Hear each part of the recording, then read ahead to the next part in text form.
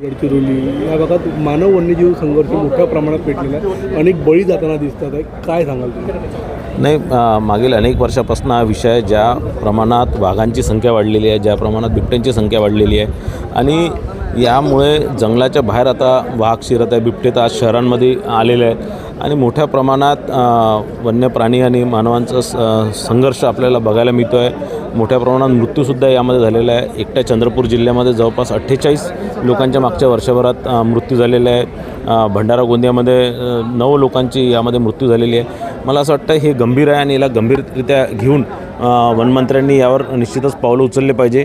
काही AI टेक्नॉलॉजीचा वापर करून या लोकांमध्ये जे आता हे जे संघर्ष आहे हे कुठेतरी थांबवले गेले पाहिजे आणि मला असं वाटतं की हे आता पुढे आणखीनही गंभीर होत चाललं आहे.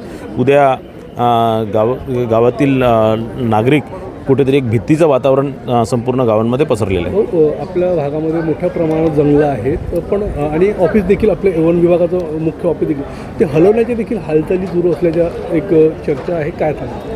नाही, वन विभागाचं ऑफिस कुठेही हलवणार नाही आहे. ते इथे विदर्भातच राहणार आहे, नागपूरमध्येच राहणार आहे. कारण विदर्भ ही आता टायगर कॅपिटली, नागपूर हा टायगर कॅपिटली झालं आहे ना. विदर्भात ही सगळ्यात मोठ्या प्रमाणात जे आज फॉरेस्ट कव्हर आहे हा विदर्भात भंडारा गोंदिया गडचिरोली असणार किंवा चंद्रपूर असणार.